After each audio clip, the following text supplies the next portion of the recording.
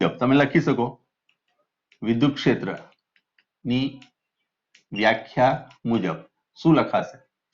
તો delta E સદિશ લઈએ તો અહીં આગળ લખશો તમે 1/4πε0 ક્યુ ની જગ્યાએ આની અંદર સમાયેલો વિદ્યુતભાર એ દાખલા તરીકે ડેલ્ટા ક્યુ છે અપોન આર ડેશ સ્ક્વેર, કારણ કે અહીંયા આગળથી આનું અંતર આર ડેશ, આ અંતર નથી લેવાનું હો, આ તો તમને સ્થાન સદિશ બતાવ્યો, આના સંદર્ભમાં તમે ચર્ચા કરો છો. સંદર્ભ વિનાની ગતિ શક્ય છે, ગતિ અશક્ય છે તો બાકીનું બધું અશક્ય છે, તો ગતિ માટે તમે સંદર્ભ લીધો. બરાબર, ચલો અહીંયા આગળ આર ડેશ કેપ, બરાબર, પણ આપણે ભણીને સાબિત કોની માટે કરવું છે? પૃષ્ઠ વિદ્યુતભાર ઘનતા માટે. પણ પૃષ્ઠ વિદ્યુતભાર ઘનતાની વ્યાખ્યા મુજબ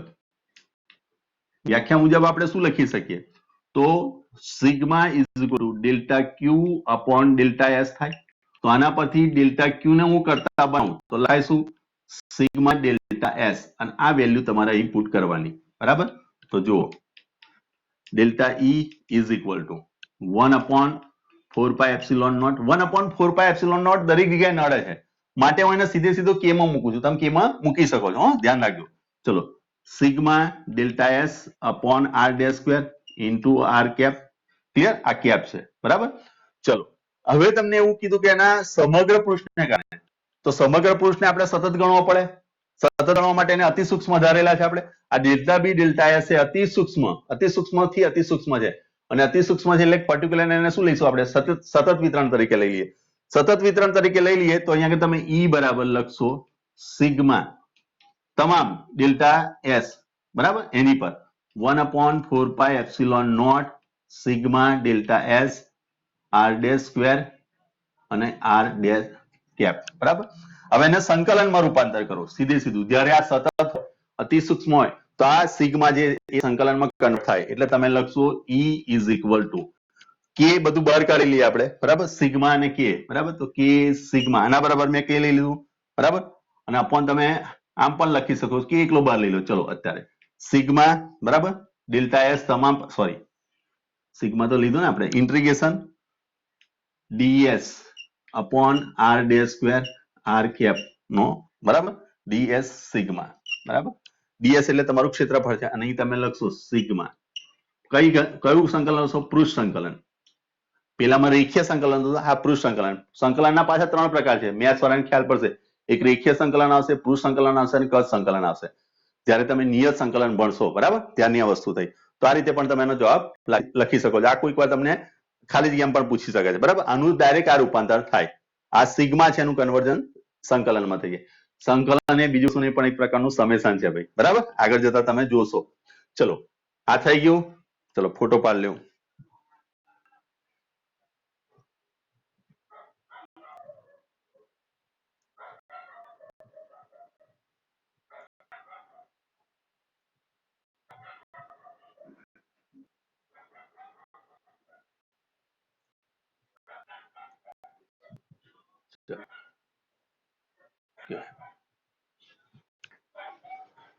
ચોક વાળા હોય ને એટલે સારું. ચલો એના પછી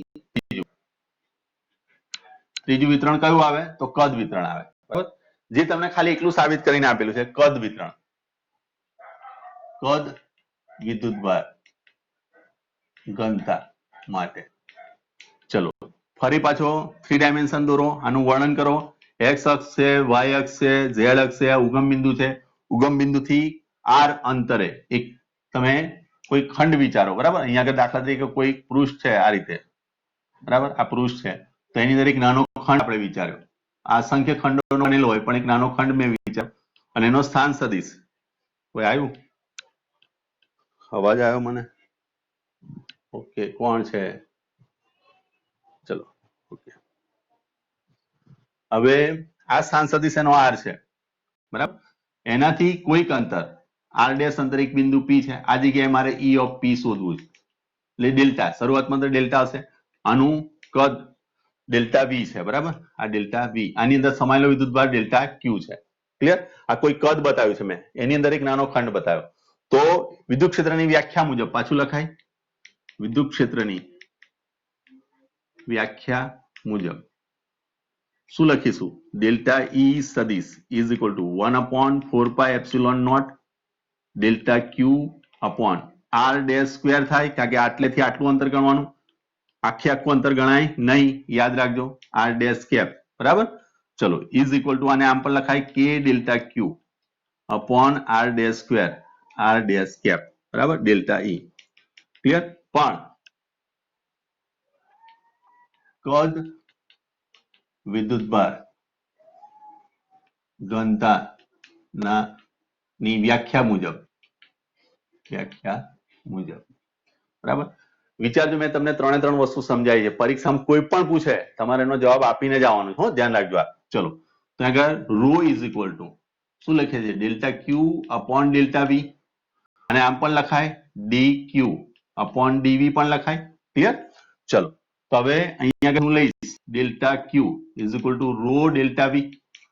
તો અહીંયા આગળ જ્યાં જ્યાં મને ડીક્યુ દેખાય છે ત્યાં હું શું મૂકી દઈશ? રો ડેલ્ટા વી લખાય. તો અહીં લખશો તમે કે rho delta V upon R dash square R cap, બરાબર, ડેલ્ટા ઈ. ક્લિયર? પણ હવે તમારે જો સમગ્ર પૃષ્ઠનું આખા પૃષ્ઠ મારે લેવું હોય તો પડશે સિગ્મા લેવું પડશે. તો સિગ્મા લઈ લો.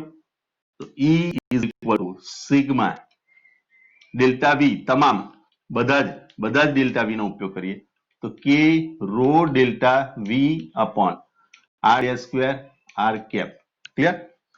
હવે તમને ખબર છે કે બધું જો સતત હોત, બરાબર, ખૂબ જ નાના નાના તમે કદ લીધા હોત, અતિ સૂક્ષ્મ હોત, તો આને સતત વિતરણ ગણી શકાય. અને સતત વિતરણ ગણી શકાય તો આને તમે સંકલન રૂપાંતર કરી શકો છો. કે integration rho DV upon R dash square R cap, બરાબર. પેલામાં ડીએસ લખવાનું થયું, કદાચ ડેલ્ટા લખ્યો તો સુધારી લોજો. અને આગળ તમારે લખવું પડે કદ સંકલન. તમે અથવા તો વી લખો, ખાલી વી લખો ને, આવું ના લખો, ખાલી વી લખી દો તો એટલે એ સમજી શકાય કે કદ સંકલન ની વાત કરી રહ્યા છે. આ ત્રણે ત્રણ વસ્તુ મેં સમજાવી. આમાં કોઈ તકલીફ હોય તો મને કહો છો.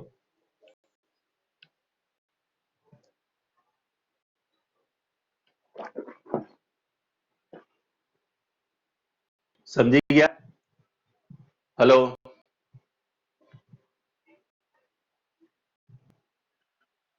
કોઈ કહે? Okay okay okay okay okay.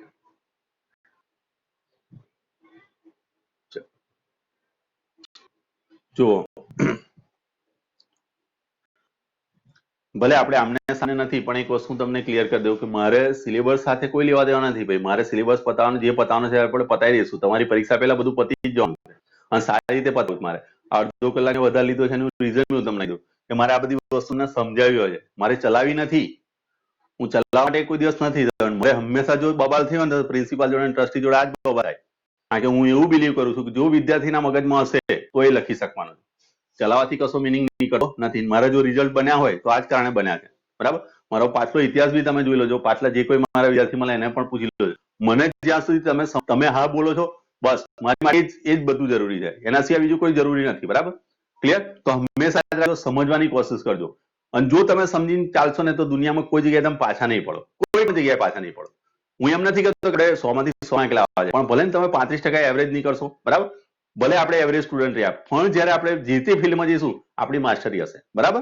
એ ધ્યાન રાખજો. ચલો તો આને સમજવાનો પ્રયત્ન કરવાનો આપણે, બરાબર. આજે ના જેને ગોખી મારવાનો પ્રયત્ન, ગોખવાનું તો બિલકુલ નથી. જે વસ્તુ ગોખવા જેવી હશે હું તમને કહી દઈશ કે આની અંદર આ વસ્તુ ગોખી મારો, બરાબર.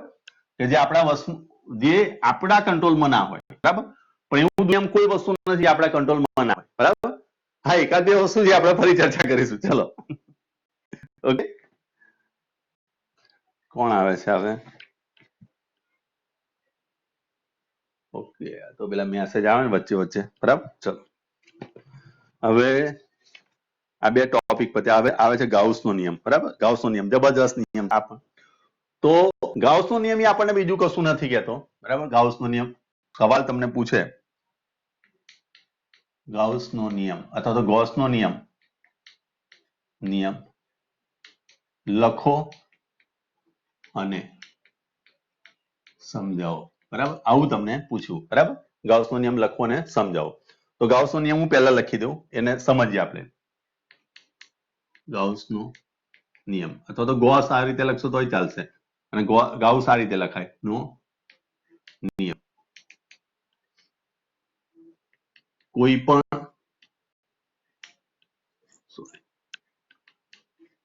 કોઈ પણ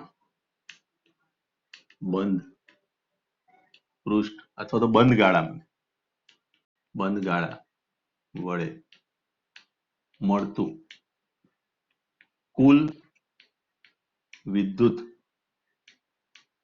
ફ્લક્સ તે બંધ ગાળા વડે ઘેરાયેલા કુલ વિદ્યુતભાર અને એપ્સિલોન નોટના ગુણોત્તર બરાબર હોય છે. ક્લિયર? ચલો, આ નિયમ થયો. કોઈ પણ બંધ ગાળો અથવા તો બંધ પૃષ્ઠ વડે મળતું કુલ વિદ્યુત ફ્લક્સ, પરિણામી વિદ્યુત ફ્લક્સ અથવા તો સમાસ કુલ વિદ્યુત ફ્લક્સ તે બંધ ગાળા વડે ઘેરેલા કુલ વિદ્યુતભાર અને એપ્સિલોન નોટના ગુણોત્તર બરોબર હોય છે. આને સમજીએ આપણે. દાખલા તરીકે અહીંયા આગળ આપણને એક ગોળો આપેલો છે, બરાબર, જેની ત્રિજ્યા સપોઝ માન લો કે r ત્રિજ્યા છે. અહીંયા આગળ આપણે q વિદ્યુતભાર મૂકેલો છે, બરાબર, અને એની અંદરથી એનું વિદ્યુત ક્ષેત્ર આ દિશામાં જઈ રહ્યું છે, બરાબર. એ જ દિશામાં આપણે એક નાનો સૂક્ષ્મ ખંડ વિચાર્યો, બરાબર, આટલો નાનો ખંડ વિચાર્યો, જેનું ક્ષેત્રફળ આપણને આપેલું છે કે ds. એ પણ સદિશ છે, આ વિદ્યુત ક્ષેત્ર પણ સદિશ છે. આની દિશા એ આ જ દિશામાં છે. ક્લિયર? આ જે ક્ષેત્રફળ જે છે એની દિશા પણ એક જ છે. ધેટ મીન્સ કે થીટા બરાબર અહીં 0 છે. જ્યારે E અને ds બંને એક જ દિશામાં જતા હોય, હું અને તમે એક જ દિશામાં જતા હોય, તો થીટા 0 થઈ જાય. અને જ્યારે થીટા 0 થઈ જાય તમારી મારી વચ્ચેનો, ધેટ મીન્સ કે એ વખતે મહત્તમ ફ્લક્સ મળે. આ યાદ કરજો, આગળ મેં તમને લખાવ્યું છે કે મહત્તમ ફ્લક્સ ક્યારે મળશે? કે જ્યારે આપણે બંને એક જ દિશામાં જતા હશું તો આપણને મહત્તમ ફ્લક્સ મળશે. પણ અત્યારે હું જે દિશામાં જતો હોય તમે 90 ડિગ્રી બનાવીને બીજી દિશામાં જોશો તો વાઈટ છે, ફ્લક્સ 0 થઈ જશે. અને ફ્લક્સ 0 એટલે કશું નહીં, બરાબર.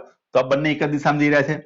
અહીંયા આપણે ગોળો બતાવ્યો છે, એના કેન્દ્ર પર q વિદ્યુતભાર છે. q વિદ્યુતભારમાંથી ઉદ્ભવતું વિદ્યુત ક્ષેત્ર બતાવ્યું, આ ds બતાવ્યું. બંને એક જ દિશામાં જાય છે, બરાબર. બંને એક જ દિશામાં જાય, ધેટ મીન્સ કે થીટા ઇઝ ઇક્વલ ટુ 0, બરાબર. તો થીટા ઇક્વલ ટુ 0 થાય તો આપણે ફ્લક્સની વ્યાખ્યા મુજબ, વિદ્યુત ફ્લક્સની વ્યાખ્યા શું છે? વિદ્યુત ફ્લક્સ બરાબર આપણે લખીએ છીએ E ડોટ ds અથવા તો E ds cos થીટા. પણ અહીં થીટા બરાબર શું છે? 0 છે. ધેટ મીન્સ કે ફ્લક્સને ફાઈ વડે દર્શાવાય. એનો એકમ વેબર પણ કહેવાય. આનો એકમ વેબર પણ તમે લખી શકો છો, વેબર, અથવા તો તમે ન્યૂટન પર કુલમ ઇન્ટુ મીટર સ્ક્વેર એ પણ લખી શકો છો, બરાબર. ચલો, તો અહીંયા તમારી જોડે E ઇન્ટુ ds આવશે, ક્ષેત્ર ગુણ્યા ક્ષેત્રફળ. ક્લિયર આટલી વસ્તુ? કોઈ કન્ફ્યુઝન? આટલે સુધી જોઈ લો. કોઈ જગ્યાએ તમને લાગતું હોય તો મને કહો.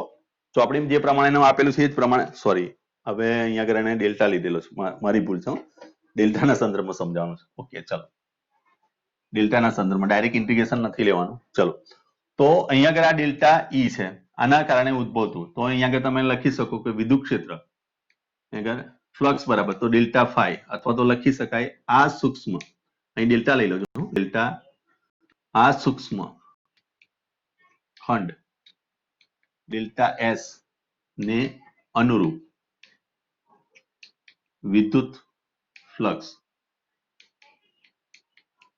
ડેલ્ટા ફાઈ બરાબર લખીશું આપણે delta E dot delta S.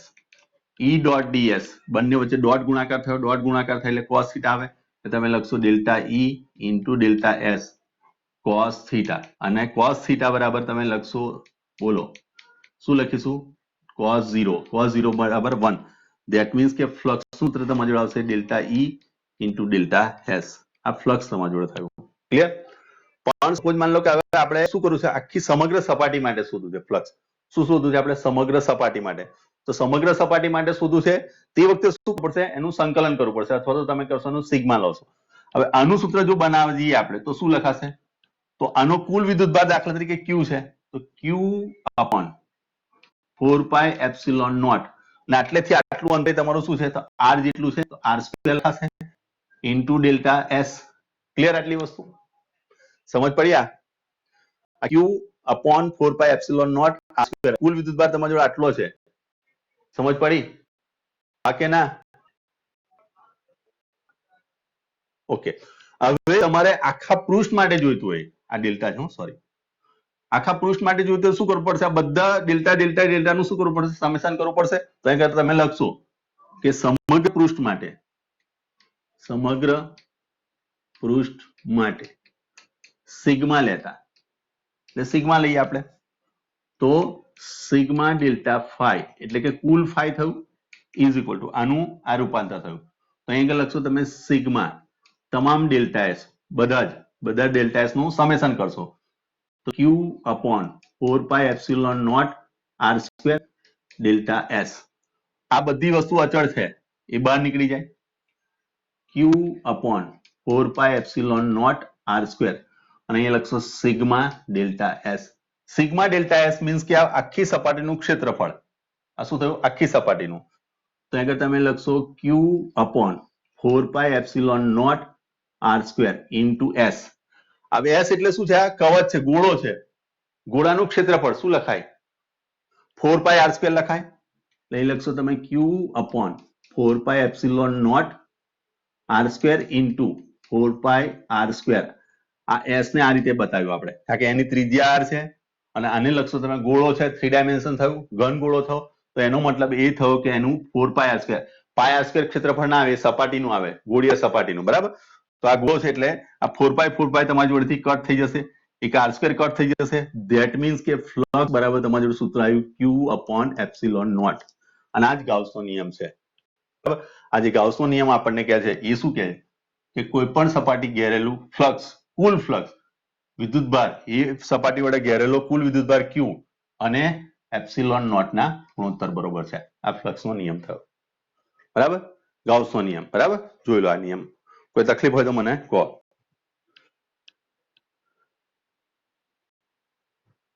સાબિત કરાશે આ રીતે કે ફરીવાર એક સમજાવો, એકવાર બોલો. ઉદાહરણ નથી આપણે સિલેબસ પૂરો કરવાની કે એવું તેવું, પણ આ સમજ પડી જ તમને. ફરી સમજાવું એકવાર. ઓકે, ચલો.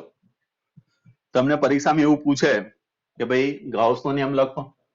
ઓકે, તમને પરીક્ષામાં એવો પ્રશ્ન પૂછ્યો ગાઉસનો નિયમ લખો અને સમજાવો, બરાબર. આ તમને 2 કે 3 માર્કનો સવાલ પૂછ્યા, 2 થી 3 માર્કમાં આટલું આવી શકે, બરાબર. ચલો, 3 માર્કનો જો પૂછે તમારે એકમ પારિમાણિક સૂત્ર એવું લખવું પડશે.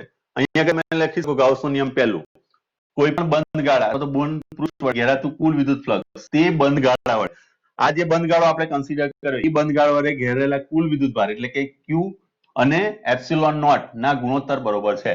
આ એનો નિયમ થયો અને એની સમજૂતી આપી છે. તો આકૃતિમાં દર્શાવ્યા મુજબ એક ગોળો ધ્યાનમાં લો, જેની ત્રિજ્યા આર છે, ક્યુ વિદ્યુતભાર એના કેન્દ્ર પર છે, એને અનુરૂપ એનું વિદ્યુત ક્ષેત્ર બહારની તરફ, ત્રિજ્યાવર્તી દિશાની બહારની તરફ મેં બતાવ્યું ક્યુ પ્લસ છે માટે, તો એ બહારની તરફ ગયું તો ડેલ્ટા ગયો, એને અનુરૂપ એનો ક્ષેત્રફળનો સદિશ પણ એક જ દિશામાં, ધેટ મીન્સ કે θ 0. આટલું શું લખાય પેલા? ઓકે. હવે તમારે એ લખવાનું છે કે આ સૂક્ષ્મ ખંડ એટલે કે ડેલ્ટા એસ ને અનુરૂપ વિદ્યુત ફ્લક્સ. તો ફ્લક્સની વ્યાખ્યા મુજબ જોવા જઈએ તો ક્ષેત્ર ગુણ્યા ક્ષેત્રફળ. આ પણ યાદ રાખજો કે વિદ્યુત ફ્લક્સનું દેશી રીતે યાદ રાખો કે વિદ્યુત ફ્લક્સ બરાબર વિદ્યુત ફ્લક્સ ઇઝ ઇક્વલ ટુ ક્ષેત્ર ગુણ્યા ક્ષેત્રફળ લખાય.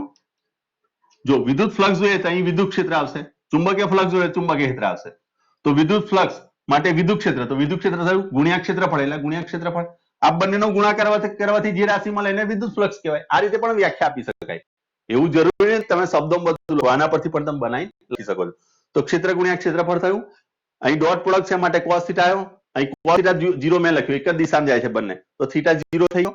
તો આ બંનેનો ગુણાકાર એ તમને ફ્લક્સ મળશે. પણ મારે હવે શું જોઈએ કે આ જે ફ્લક્સ જે છે આખી સપાટી માટે જોઈએ છે.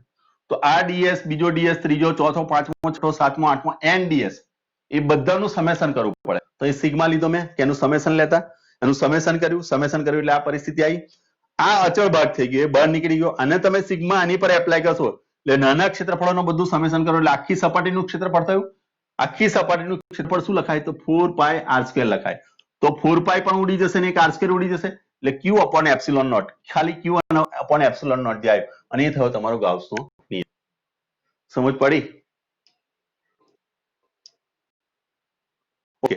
હવે તમને એવો પ્રશ્ન પૂછે કે ગાઉસનો નિયમ લખો અને એના મુદ્દા સમજાવો. સાબિત નથી કરવાનું, એના મુદ્દા સમજાવો. શું કીધું? મુદ્દા સમજાવો. તો એની પાછળ તમને જે થિયરીની પાછળના પોર્શનની અંદર 5 થી 6 મુદ્દા આપેલા છે, આપણે વારાફરતી સમજીએ. એમાં ફર્સ્ટ મુદ્દો આપણને આપેલો છે કે ગાઉસનો નિયમ જે છે એ પરિમાણ અથવા તો આકાર પર આધારિત નથી. આકાર પર આધારિત નથી એવું કહે છે ગાઉસનો નિયમ, બરાબર. અને બીજું એ પણ કીધું કે ગાઉસનો નિયમ એ કોઈ નવું સ્વરૂપ નથી. આ પણ શું છે, કુલમના નિયમનું સંકલન સ્વરૂપ છે એવું કહેવાય. કોઈક વાર પ્રશ્ન પૂછે તમને કે ભાઈ ગાઉસનો નિયમ એક અલગ નિયમ આપે છે, તો ના, ગાઉસનો નિયમ સંપાતપણાનો સિદ્ધાંત અને આ ત્રણે ત્રણ વસ્તુ ભેગી થઈને તમે બનાવ્યો છે. મીન્સ કે કુલમનો નિયમ અને સંપાતપણાનો સિદ્ધાંતનો ઉપયોગ કરી અને તમે ગાઉસના નિયમનું નિર્માણ કર્યું છે. એ કોઈ નવી વસ્તુ આપણને આપતો નથી, એ કુલમનો નિયમ જ આપે છે. અહીંયા તમે જોઈ શકો કે અહીંયા આગળથી તમે જોઈ શકો વિદ્યુત ક્ષેત્રનું રૂપાંતર કર્યું, વિદ્યુત ક્ષેત્ર ગુણ્યા ક્ષેત્રફળ, તો વિદ્યુત ક્ષેત્ર આવ્યું ક્યાંથી? કુલમના નિયમ પરથી. તો આ એક નવો નિયમ આપણને આપતો નથી. આ પણ શું છે, કુલમના નિયમનું એક સદિશ સ્વરૂપ છે, સોરી સંકલન સ્વરૂપ છે, બરાબર. ચલો, હવે તમને કીધું છે કે પહેલો મુદ્દો એવું કહે છે કે ગાઉસનો નિયમ આપણને એવું કહે છે કે એ કોઈ પણ પ્રકારના આકાર પર આધારિત નથી. આ તમે ગમે તે આકાર માટે લાગુ પાડી શકો છો. હવે સમજીએ, દાખલા તરીકે હું તમને એમ કહું, આ એક ગોળો છે, માની લો 3 ડાયમેન્શન છે, અહીંયા આગળ તમે ક્યુ મૂકો. આ એક ચોરસ છે, એની પર તમે ક્યુ મૂક્યો અંદર, અને એક સમઘન છે. ચલો, અહીંયા આગળ વચ્ચોવચ્ચ ક્યુ છે. પહેલી આકૃતિ, બીજી આકૃતિ, ત્રીજી આકૃતિ, ત્રણે ત્રણ આકાર અલગ અલગ છે, હા કે ના? હલો, આકાર અલગ અલગ છે બધાના? ક્રિસ, બાકીના અવાજ કેમ નથી આવતો તમારો? શું થાય છે? પ્રોબ્લેમ છે કશો? Okay okay okay.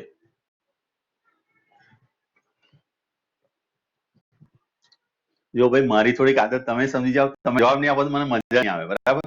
જે રીતે અમુક કામ કરવાની મજા આવે, બરાબર, અમુક કામ આપણે કરતા બહુ મજા આવે, તો એવી રીતે મને તમે જ્યાં સુધી જવાબ નહીં આપો ને તે લગી મને નથી ગમતું. પછી મને જો આજે તો હું લાઈવ ક્લાસ જે બનાવું, લાઈવ ક્લાસ લેવાનું કારણ જ આ છે, બરાબર. નહીં તો બેઠા બેઠો ઘેર વિડીયો બનાવી ના દેવું, બધા જ આખા A to Z, આટલો બધો એક્સપિરિયન્સ છે મારી જોડે, તો આખી 80 વર્માના વિડીયો બનાવી દેવું, બધાના વિડીયો બનાવી દેવું અને પછી મૂકી દેવું માર્કેટની અંદર અને આરામમાં જ ઘેર કરું, બરાબર. હું, મારી વાઈફ, બધા છોકરા, બસ અમે જ કરીએ. પણ એવું એમાં મજા નહીં આવે યાર. તમે સામે મને જવાબ આપશો ને તો મને મજા આવશે, બરાબર. તમે મને કહેશો કે ના સમજ પડી, બરાબર, હા કે ના, છેલ્લે જવાબ આપી દો, બરાબર. Okay okay. ચલો, પહેલો આકાર તમારો વર્તુળાકાર છે અથવા તો ગોળો છે.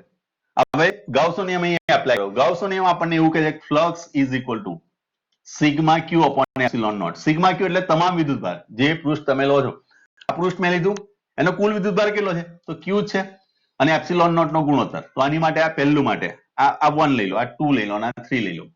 ચલો, બીજા માટે φ2 શું કહે છે? સિગ્મા ક્યુ.